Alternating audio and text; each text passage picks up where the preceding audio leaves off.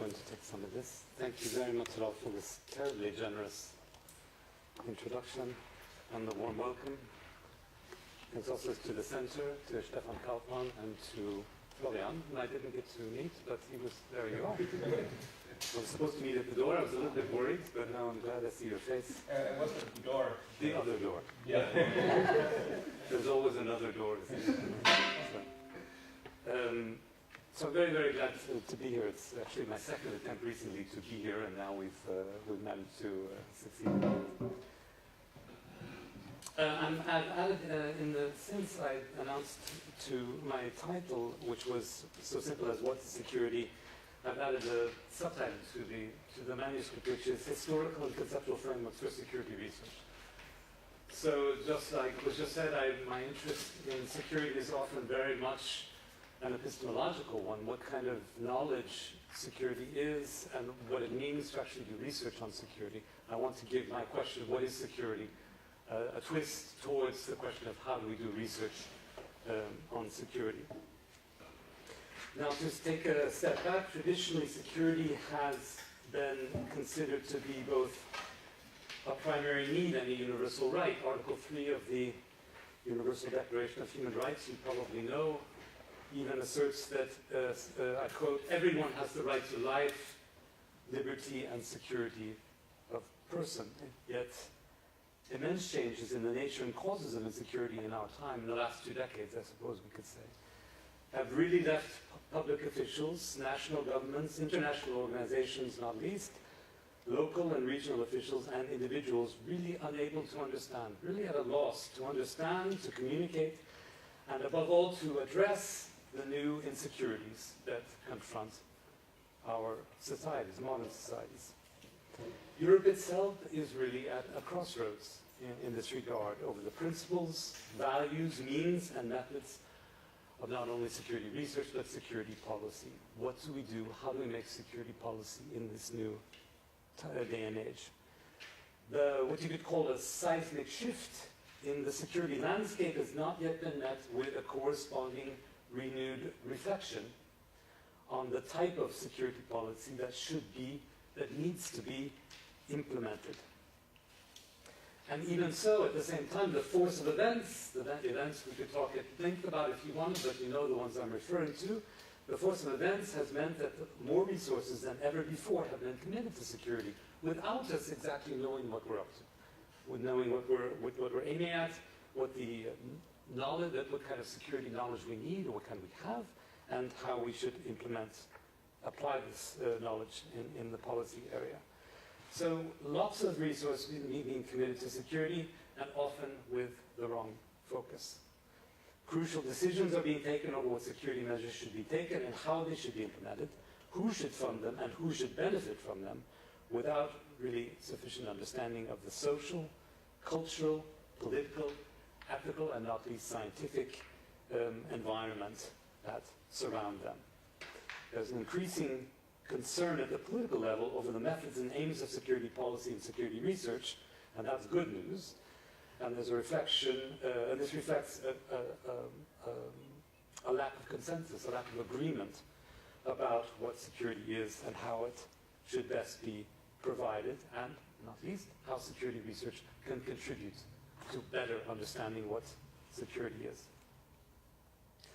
The crucial question of what it means to be secure, a really basic question. What does it mean to be secure? What do we mean when we say, I am secure or insecure? Or to make someone or something secure? This question provokes, well, a variety of responses.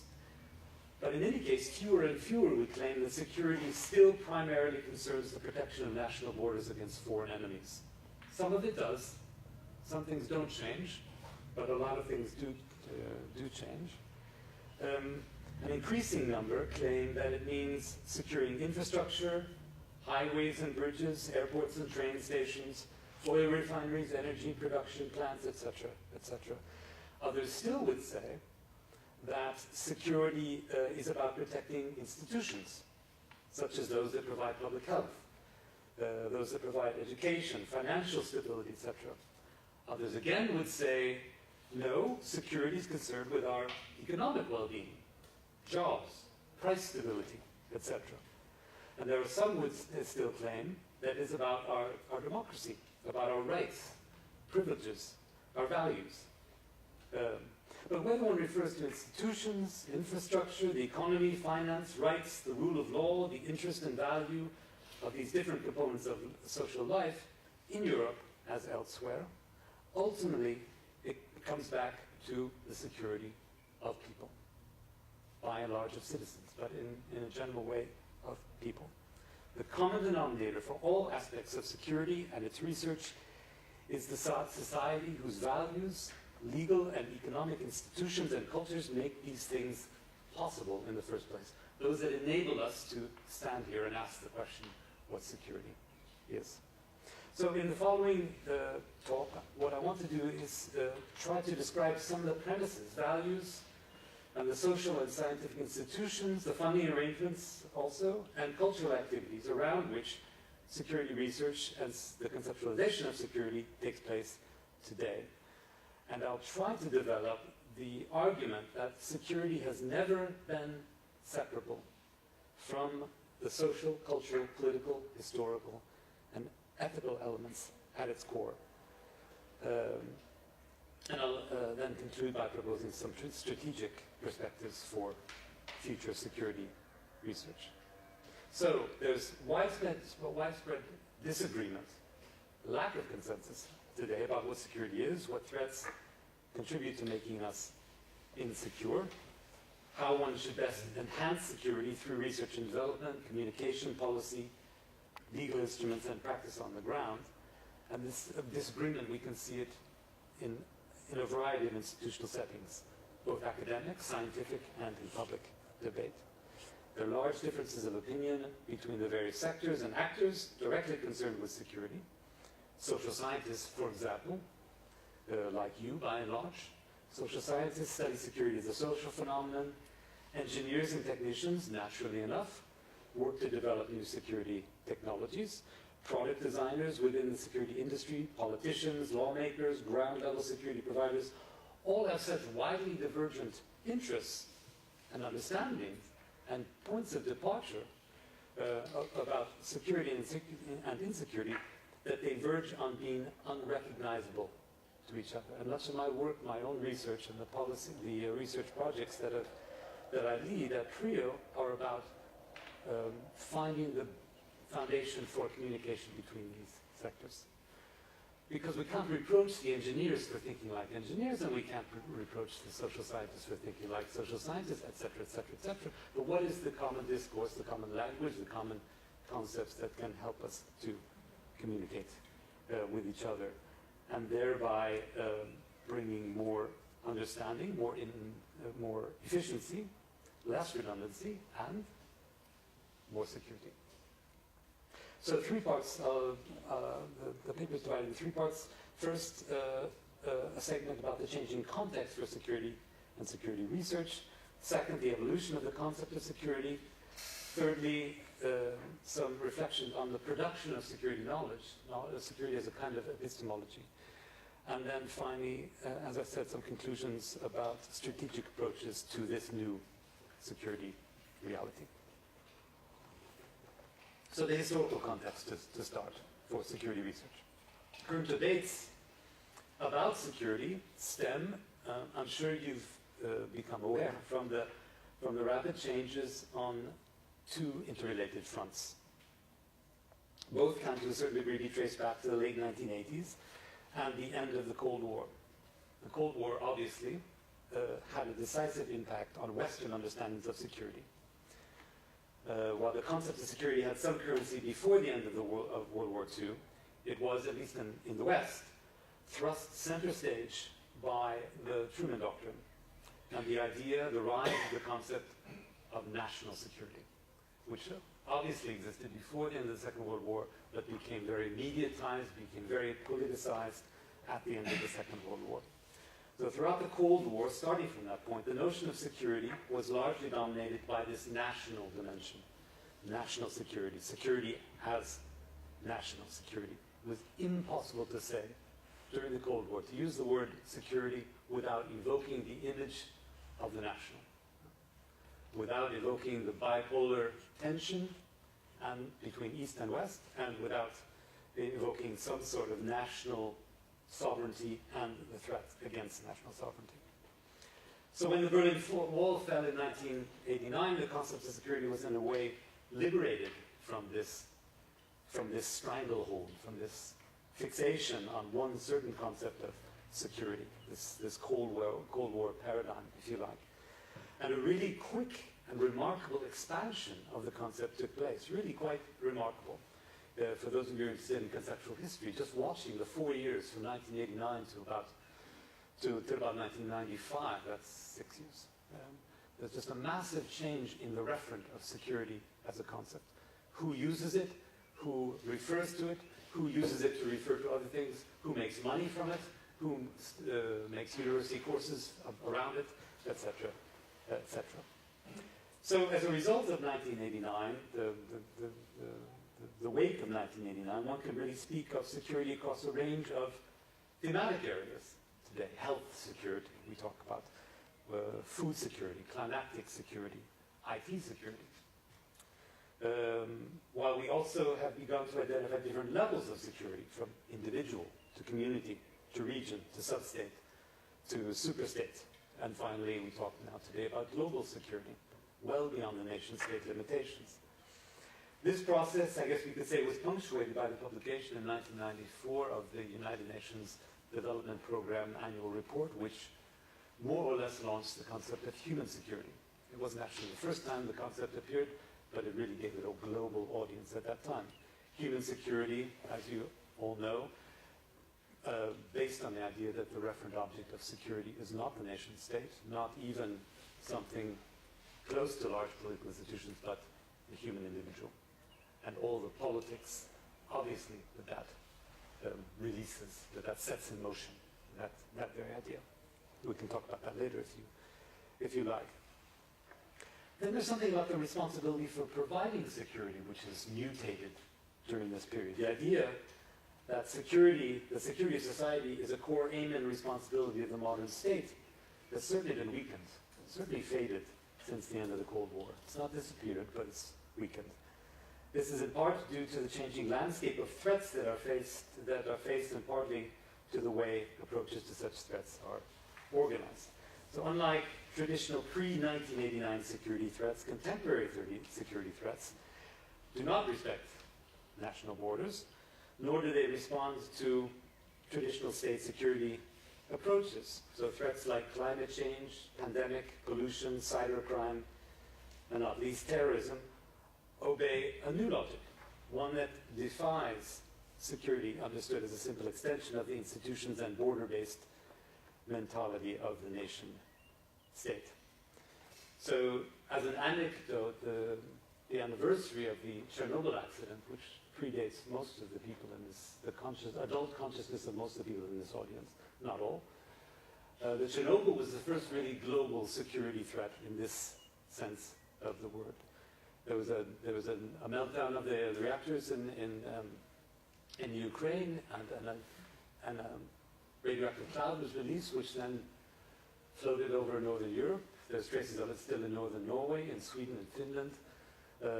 And it was a new phenomenon, a new media phenomenon as well, because the way that information about it highly determined, in a way that's common today, but for the first time determined the way people reacted to it in terms of their own security. So at the time of the last anniversary of the events, there was some interviews by, I think I was listening to Deutsche Welle actually, interviewing some some French farmers who had experienced this. And they remembered thinking that there's no way that the cloud would cross the border. The border would hold, the French border would hold, and there would be no problem at all. Just very much this border mentality that still remains, and which really remains less and less. So the question has far more become, for both scholars and policymakers and the woman on the street, it's not so much how do we keep the threats out, which was very much the question of the Cold War. You know, you line up the tanks on the border, you have clear sovereignty, you have the inside and the outside, the bad guys here, the good guys here, the bad guys there, excuse me. So it's far less a question of keeping the threats out, and far more a question of how does one manage threats that are already among us. Right? The real threat is already here. So the guy sitting next to you, don't look now, may actually have the flu. The guy behind you might be a terrorist. There's probably already a virus on your laptop waiting to attack you. It's all right here, people. You don't even need to look across the border. All the danger is right here, so the question is far more, how do we live with it? And you can see how this immediately becomes a societal question. What kind of society do we create in which we can tolerate the idea that the woman beside me might be a threat to me, and I don't know?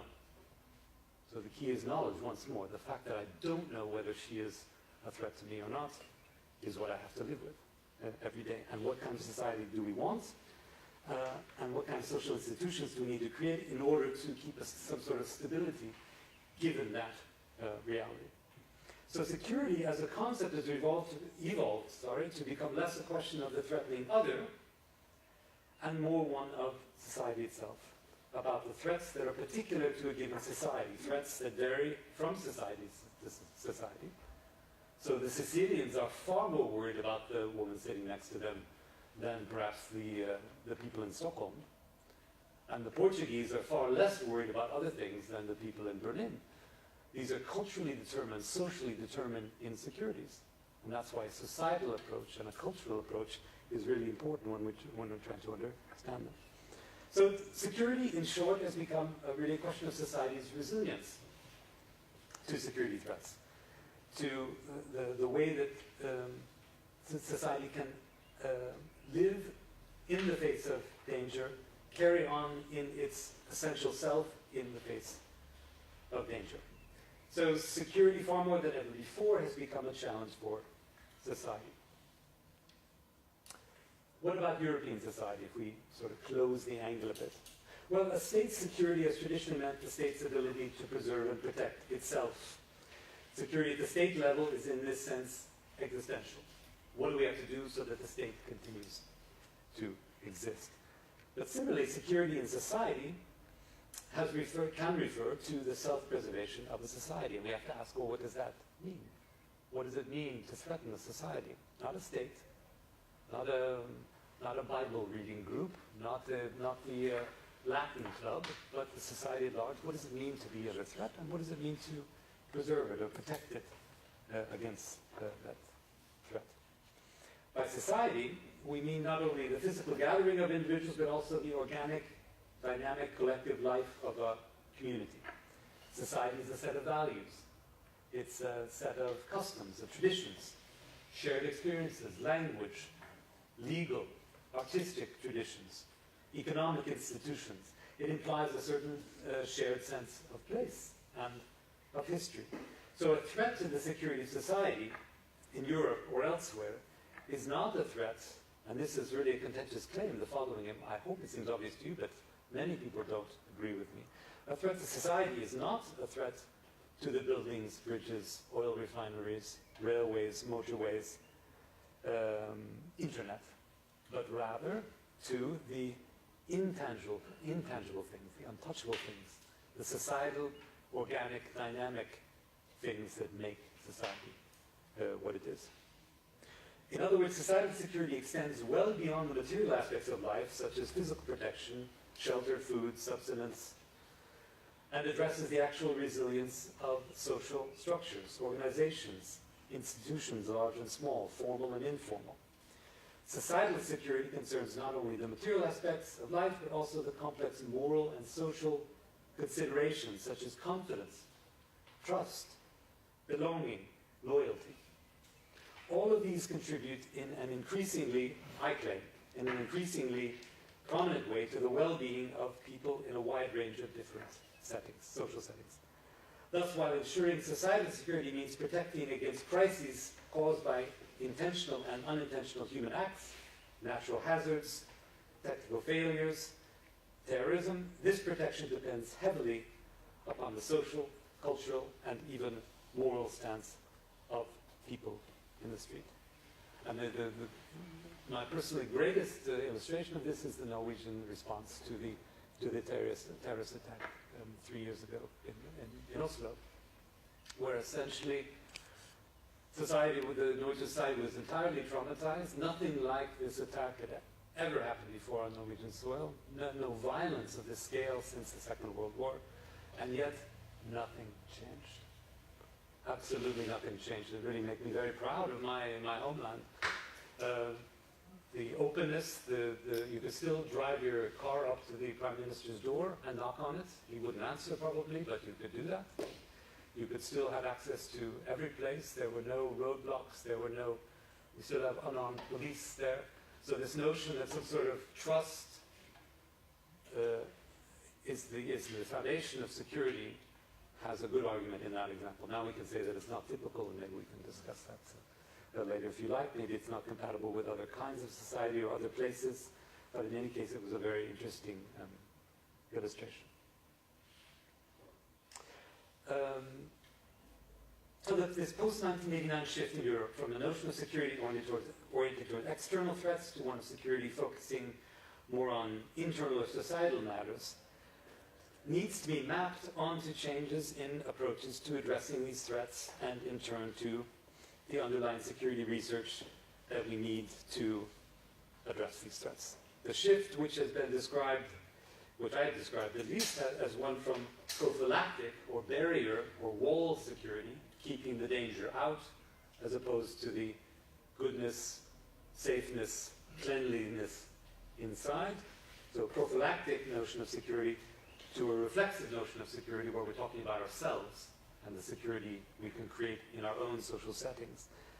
That shift is really quite a dramatic one. It's only partially realized, but to a large degree, it really is. It's a shift from understanding threats as discrete, identifiable, and above all external, to understanding threats as part of society itself, less distinct, emerging not from what is different, but from what really looks quite the same. And that's the tricky part, of course. They're emerging from the very fabric of what makes society what it is.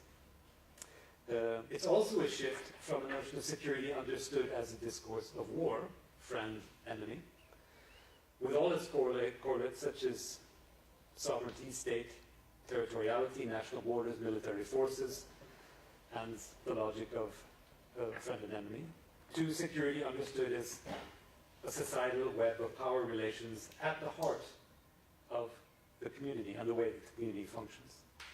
So threats such as foreign aggression or even invasion have little or no place in this worldview.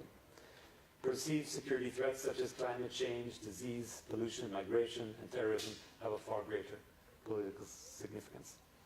And let me underscore again that it's not the elimination of the geopolitical, war-oriented security threat that I'm talking about, because this is always what I get attacked upon when I'm trying to argue, make this kind of argument. But that they're both now present. There's a rise in this reflexive notion of security in the context of a prophylactic notion of security, which is not entirely disappeared. The shift from viewing security threats as something external to society and its functions to an internal matter also has had significant consequences for policy, for political policy and social policy as well. The threats and dangers that are and should remain the central focus of social and political mechanisms for ensuring security turn away from external threats toward social threats. Society, in a nutshell, is increasingly viewed as a threat to itself. The problem is already here. Threats are part of society, in society, flowing through society. This is an idea already, as I'm sure you know, is widely circulated in the discourse of the globalization of environmental hazards as it was formulated by Beck in the 1980s already, in the concept of risk society. But it's expanded and it's mutated. So that was very much a core idea that Beck had, that modern society, late industrial society, is actually producing its own risks. It doesn't need external risks anymore, or in Beck's words, it's not nature that causes the risks, it's industrial society that generates the risk. But this has become far more complex and far more widespread, and above all is not only limited to the environmental hazards area. So while Beck's notion of risk society is somewhat dated and really needs some careful consideration when applying it today, it does flag important change in our relationship to threat and danger. Its most important innovation lies in the fact that it marks a shift from an understanding of threat as something to be eliminated or prevented. We just build a big enough wall, or we keep the bad news out, to something that needs to be managed. So the rise of the idea of risk management, which Beck didn't foresee, but which is all over the security literature today, can be, in some sense, traced back to Beck's idea of the risk society. Managing threats, managing risk, is far less a question of whether conceivable or imagined dangers will become a reality, and much more a question of when they will become a reality and how. So the risk is the danger, the threat is a sure thing. It's just a matter of when, where, and how we're going to live with the fact that it's there. Sometimes we don't even know it's there. There might be a meteorite careening through the space, heading right toward us, and we sit here and carry on as though nothing were happening. It's a risk in the objective sense of the word, but it's not a risk in the subjective sense of the word because we're not aware of it. So the function or the structure of risk management, security management, is thus to deal with uncertainty, with the fact that we don't know. We don't know what's coming. We don't know what's happening. We don't know what the future holds. And the knowledge of a constant but blurry or ill-defined possibility of catastrophe. Social engineers and managers of societal well-being must depend more on a rationale of precaution, and hence the rise of the so-called precautionary principle, and take decisions and act on the basis of more or less inadequate knowledge. Security management is action based on always inadequate knowledge. We never know enough, but we have to act nonetheless. This is the basis of the precautionary principle. Now, the aim of research in this context is not to generate more knowledge in order to make better decisions, but rather to generate knowledge about how to understand the world and make decisions in the face of too little knowledge. It's anti-science. It's science turned on its head. It's not a question of more knowledge, but a question of how we manage ourselves in the face of inadequate knowledge. So the rise of risk as a core theme of security studies, I'm sure you've noticed it, has generated new challenges for understanding security in society and a new wave of analysis of crime, policing, and law. Certainly in the legal area, this has become a very prominent conceptual problem. It's also contributed to new means of approaching philosophical and ethical dilemmas of contemporary security policy. What do we do when we don't know what's going to happen? What kind of ethics can we deploy? So in the second section, the evolving concept of security. How has the concept of security evolved against this context I've just described? Well, here are 5 moments in this evolution, among many, I suppose, but let me take out 5. The first moment in the evolution of the concept of security is the rise of the notion of security as a technology.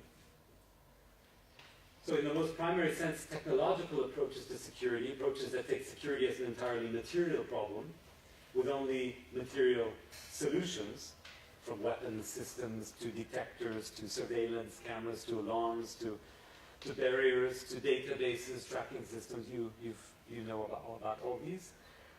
They assume that threats are external. So it's a prophylactic model. Threats are external to those who are threatened. And from this technological perspective, threats are clear and factual, empirically observable. Indeed, the use of security technologies largely involves the observation and or verification of threats through a range of surveillance devices. So it's security as certainty, against this notion I just described of security as uncertainty. The technological perspectives take the individual, the subject, and the community or the society itself as essentially uninvolved in the security equation, untouched, taken as granted. either in the creation of insecurity or with its reduction and elimination. It's simply not a social problem. It's not a social matter. It's not a matter of trust or resilience or loyalty in the sense I was describing before. Taking as their point of departure this understanding of the relation between people and threats to personal security, technological approaches tend to envisage dealing with the security threats by using tools that either render the threat innocuous, eliminate it, or put in place some arrangement that keeps the threat at a distance from the people involved. Security technologies are thus instruments that only function at their most efficient when the human is bracketed off. A second moment in this evolution of the concept is the understanding of security as governance. There's been a clear shift to a perception that the most significant threats to society come from within rather than without. I've said it too many times now. And to an increasing degree, maintaining security no longer entails keeping at bay dangers involving foreign enemies or other kinds of territorial threat. Rather, security today has become far more a question of governing the insecurity which citizens live with.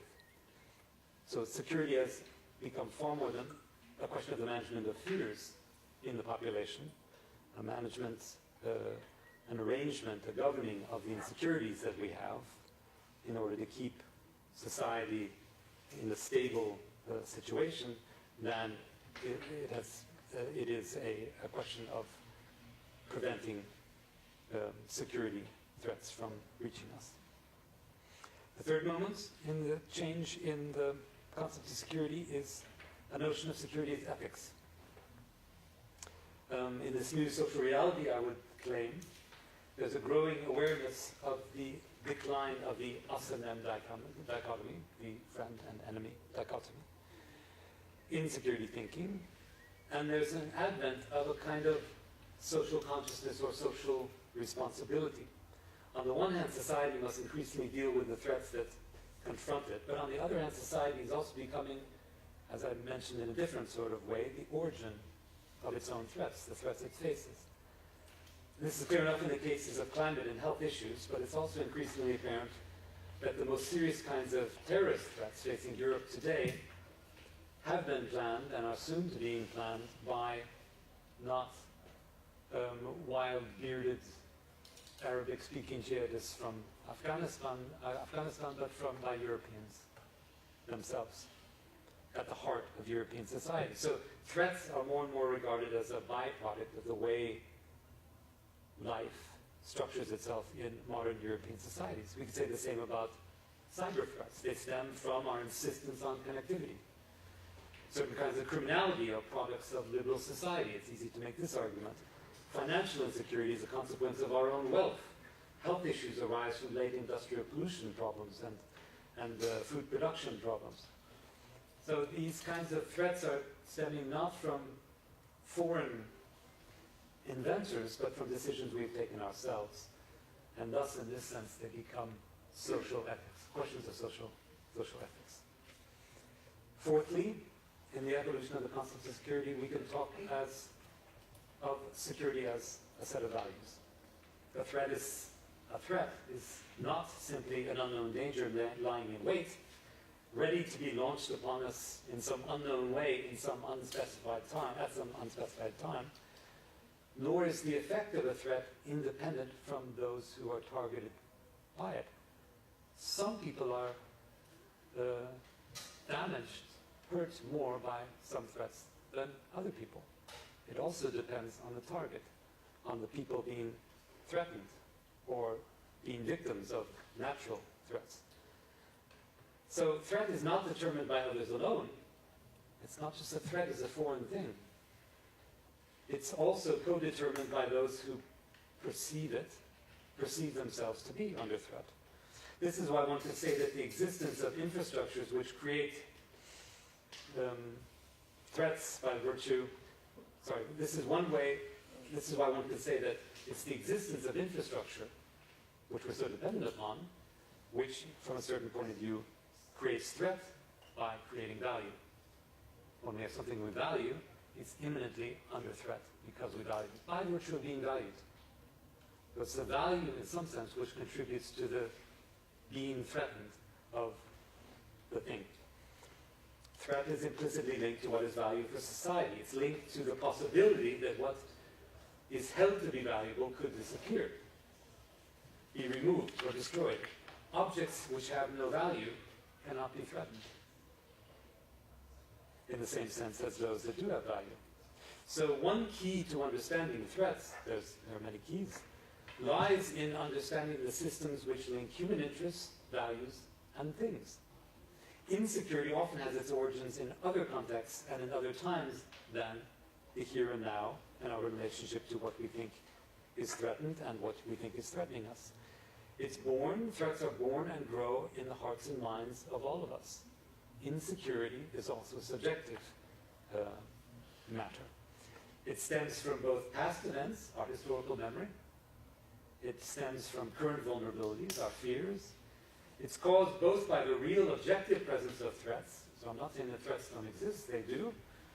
It's caused by them, but it's also caused by, or facilitated, I guess we could say, by our own value systems. So if we don't care about our car that's parked outside, we don't care about it being destroyed either, and it can't be threatened. But I don't want to take this too far, but the notion that value in some sense is correlated with threat and insecurity is the point I'm trying to make. Finally, the fifth dimension in the evolution of the concept of insecurity is what I've been calling, and others have been calling, societal security. And I think it's almost self-evident, I can almost skip here. But the new approach to security has clear consequences for society, for its functioning, its institutions, for civil society, and not least democracy itself, the way democracy functions. There's a long tradition of awareness in the literature of social criticism and elsewhere that the ebb and flow of technology shapes and forms the discourse of democracy in Western societies. This is nothing new. It's a set of available concepts, ideas, languages, practices, and even a range of outcomes available to us as a basis for understanding our security and for shaping the tools and policies of our societal security. But a key notion, really I want to underscore it even though I've been using that as a background concept all along, a key notion for understanding the way this evolution of technology and social institutions has gone about is this idea of the societal security. So not social security, but societal security. And the concept, just let me underscore for you without developing, was coined only in the early 90s, really. And I think it's actually by the Oliveira and the Copenhagen School people. And it describes the set of considerations necessary to permit society to retain and nurture its identity, core values, whatever these might be. So the resilience of the society needs to ensure its self-preservation as a society. The way it does that is closely linked to the traditions, cultural, social traditions, and other fuzzy, intangible binding forces like religion, ethnicity, community, and so forth. And as I mentioned it before already, how we correlate these soft conceptions with security is a very great challenge for security research. Finally, my third section, the production of security knowledge. Now it becomes clear that security is a kind of knowledge. I've talked about uncertainty, about not knowing what comes, about inadequate knowledge, and this is what I mean by the correlation between security and knowledge. Knowledge and the research that generates it plays a crucial and complex role in the configuration of security. Security has the unique property, really quite unusual, we could say, that it is changed. Security itself, not just the concept, but the experience, the perception of security is changed by the knowledge we have of it. We can become more secure or less secure just by knowing more or less about the world. So it's not just that there's a real factual threat out there, which really factually is threatening us. It's also the notion that we know or don't know about it, and the degree to which we know about it. A classical principle of hermeneutics states that the known object is changed and is dependent upon the fact of being known. This is certainly the case with security. Knowledge of security in society serves to multiply this effect. Indeed, knowledge of threats, whether potential or real, imaginary or concrete, tends to a greater or lesser extent to increase our insecurity. The more we know, the worse we are. There's also an anti-enlightenment kind of idea to take home for you, to take home with you. Security measures, in other words, have a remarkable epistemological function. Not only facts, but also knowledge about facts have a significant impact on security. And accordingly, research and the various forms of knowledge dissemination and mediation of security research play a really exceptional role in this regard. Emerging research on societal security, including an appraisal of media outlets, will gradually reinforce our knowledge in this area. So the security research we need is about social epistemologies as much as it is about the gunpowder we put in bullets. All Western states have institutional arrangements for ensuring internal security, of course. In most cases, such arrangements take the form of police and intelligence services which function with some variations within the bounds of state constitutions and the rule of law. In the US and in Europe, these arrangements have evolved in response to domestic security events, including terrorism, health, climate, industrial disasters, and other scenarios. Criminology, for example, the study of policing and its impact on society, has traditionally played an important role in this area. But the terrorist attacks of the 11th of September in 2001 and those in London and Madrid in 2004 have been decisive in transforming this idea, the idea of what criminology does and what its function is, into a far more politicized and not least more well-financed and thus more influential issue. So throughout the West, the center of gravity of security as a concept, as a set of practices, and as a policy platform has changed in response to new and perceived threats and a new generation of knowledge production. Security research has also evolved to meet the needs of information. For example, the formation of the Department of Homeland Security. We have a new, in the US, we have a new department like this in Norway. The European Union has formed a commission department which takes care of the same kind of set of function, combining police work and knowledge collection. So the need for research in this questions of homeland security and adjacent fields has also led to the development of non-university, non-social science, non-humanities security research, far more privatized, far more technological, and there's been really a redirection of security research and security research funding towards the private sector and less publicly interested non-applied research. And this transformation has had similar consequences for the traditional distinction between warfare and policing. So now there's a bit more of a blur between the notion of security work as fighting wars and security as a policing activity.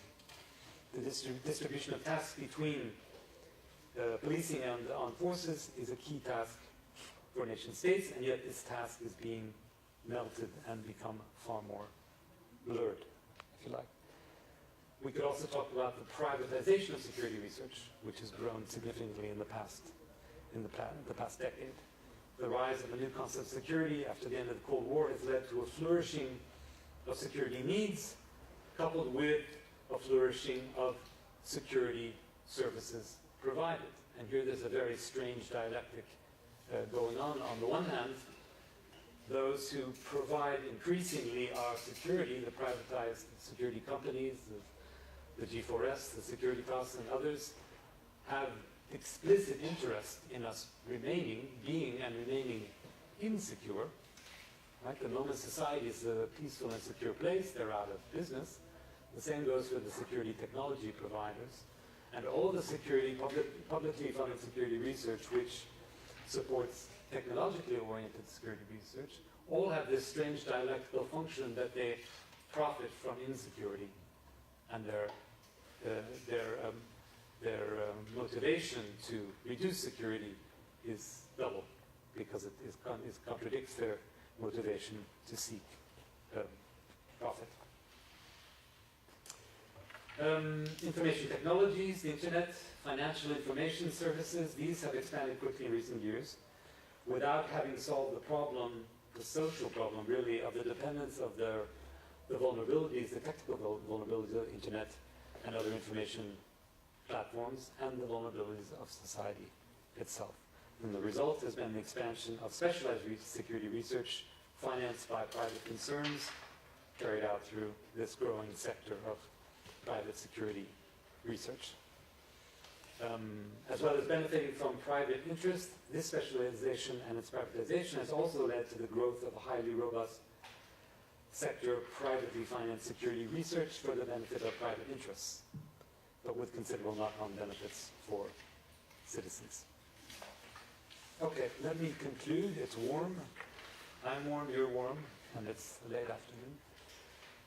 What kind of research strategic consequences can we draw from these observations in this analysis? Well, here are five strategic approaches to addressing this new reality and the evolution of security as I've described it.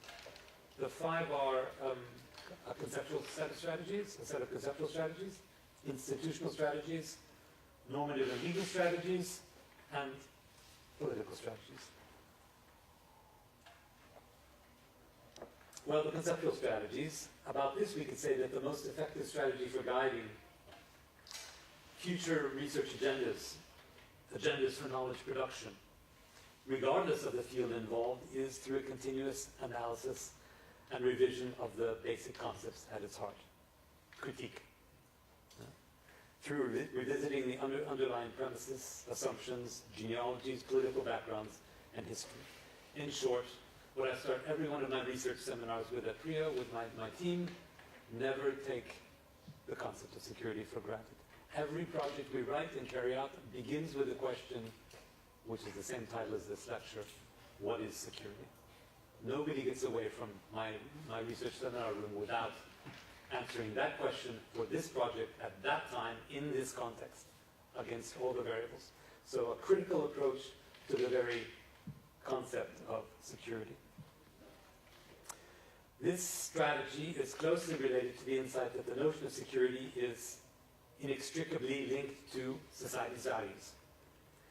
So a core dimension of security research in this light, in this spirit, will revolve around understanding the values that link security to social concerns, politics, morality, and legal issues. So what is the value that society ascribes to things, shares with other societies, and uses as a basis for formulating and executing policy in the field of international politics, in internal domestic politics, all of which determine our understanding and our willingness to exert effort and apply resources to the pursuit of security. The evolution of technology in general and security technologies in particular will continue to play a decisive role in the course of security thinking and the need for security research. Technologies obviously evolve faster than we can keep up with them, really quite quickly. And of course, security threats evolve with them. There's no doubt about this. The better surveillance camera we make, the more the bad guys or the forces of nature will circumvent them, and the more we'll need a new type of surveillance camera. So a strategic approach to researching security and insecurity in society will have to investigate the changing meaning and scope of technologies and the relation to life, death, fear, hope, among other things. There's already a literature about this. We have society and technology studies, of course. There's lots of sociological literature about this. But there are few who have really picked up and really deeply understood the relationship between technology and insecurity as a societal function. So by widening the basic notion of technology, the concept of technology, from the application of physical machinery to the manipulation of reality itself, from one form into another, a strategy of technological analysis as security research will provide us with added value. Second, institutional strategies. The institutions that support and advance security in the West will change rapidly and significantly in the coming years. They're already changing very quickly. And the European Commission, for example, that I've been associated with, is scrambling to try to keep up both with the perceptions of security and with a rapidly evolving industry of security technologies. So policy is way behind. Policy is chasing the galloping horse of security technology and of popular perceptions. It's a real struggle. So critical research on security will need to study institutional issues very carefully. So actors with power to influence the evolution of research institutions, both public and private, will need to be ready to make radical course changes, such as hybrid relations, hybrid arrangements, where you have public-private partnerships, you have technology, soft science partnerships, you have philosophers working with biologists, you have engineers working with sociologists, etc. And such arrangements will, as before, challenge the autonomy of research faculties. There's no place else in society like the university that's as conservative when it comes to the clear walls, the prophylactic, to use my old term, distinction between faculties. You'll never see a sociologist kick and scream more than when the colleague wants to hire a political sociologist or some other kind of sociologist, or when a philosopher is put in the same room with a political scientist. It never gets nastier than at the university. So the universities are going to have to be much more porous, much more flexible, much more supple. Attention is going to have to be paid to the limits of the division of faculties, to the way that we categorize research, way behind the evolution of threats, security threats and perception of threats, way behind the evolution of technologies of security and security provision. So the good old conflict of faculties that Kant theorized for us several centuries ago is back. Maybe it's never left. It's certainly back again. Third type of strategies, industrial strategies. As we know, the security industry in Europe and elsewhere plays a major role in the development of security research. It provides the infrastructural materials that are more or less uncritically assumed to provide security, while at the same time creating the demand for more technological solutions to security challenges. So there's a kind of self-replicating logic in security technologies. You know, you've got the best lock on your door, but there's always going to be something which tells you need to get a new lock, the better lock. It makes the inflation of iPhone purchasing look like child's play, the inflation of security purchasing. And then there's also the phenomenon of the creation of demand. Right? You remember how Marx turned the supply and demand logic on its head. Right? The Smithian logic said that demand would create supply in a free market. And Marx said, wait, no, it's the supply that creates the demand. Just go into an American supermarket looking for some balsam for your hair. And you turn around the shampoo corner and then there's this, El Dorado. You've been there. This El Dorado of balsams. And you have almond balsam and cream and oil and all the flavors and tucks and that. And you walk out with 4 kinds of balsam and you didn't even know you needed all that. So supply creates demand. The same goes for security, if you wonder where I'm going with that. The same goes for security. Security measures create insecurity. The security industry comes along and says, look, we've got a new infrared security camera that you can mount in your house, and it'll let you see the guys that are behind bed sheets, behind the trees, behind the this and that you couldn't see before, and you say, I didn't know they were there. Oh, I'm terrified. So there's sort of an inflation in this sense, which motivates the need for analyzing this industrial, private, public logic. Fourth, the normative and legal strategies. As I mentioned before, security is frequently linked to a certain idea about rights. It's implicitly regarded as a human right, and certainly as some kind of entitlement. We all feel that we have the right to be secure and to pursue security. And this notion often forms the basis for justifying what should or must be carried out in the name of security. It's highly political in this regard. But the relationship between state, society, community, and the individual is changing quickly as well. In the new era of security technologies, the notion of justice has acquired a new orientation. To a large degree, it's become introverted. Justice as a universal category linked to one form or another of universal rights will continue to become less prominent in the new age of insecurity, and justice as a social category will still be present in most discussions about changing security regimes. Additionally, the crisis of our time, the security awareness of our time, will most likely be continued, leading in effect to permanent states of emergency more and more often, if only in the miniature. So the idea of social issues being independent from security concerns is over. Security will increasingly determine society instead of the contrary. Criminology will, in new and original ways, need to embrace different areas from the politics of war, immigration, and also other socials like identity struggles, inclusion, and exclusion. And new forms of research will be needed for this. Finally, the fifth, political strategies. The way that politics both results from and mobilizes any future security scenario should be a high research priority. There's lots to be said and lots to learn there. So the security politics link is present everywhere in security thinking, and it really needs to be brought up to the surface and studied as such. Security in all its forms, is inseparable from the flow of power. I suppose that's a banality. Its movement and its exchange. And so power implies a need for security, and security implies a need for power to provide the security. Security can always invoke power. It always does invoke power in this regard. And this dialectic is largely under-researched. It really needs to be studied, I think, on a variety of levels and in a variety of societal sectors.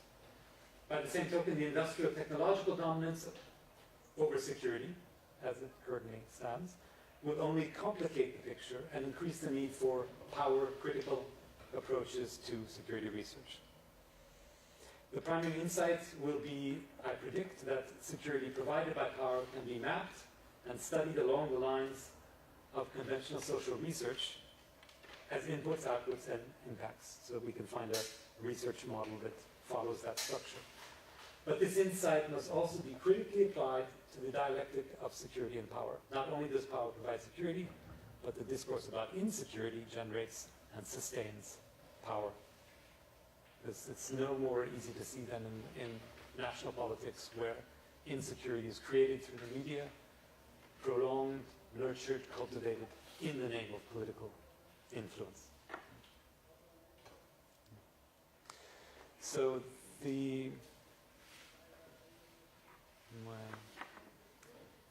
we need critical tools, we need critical reflection and analytical methods that can unpack some of these concepts that are taken for granted. Security is the first, but there are many more. And the good news is that these tools don't belong to, but stem from the social sciences and humanities research. And this is where we need to invest our time, invest our energy, and not least, invest our resources. Thanks for your attention.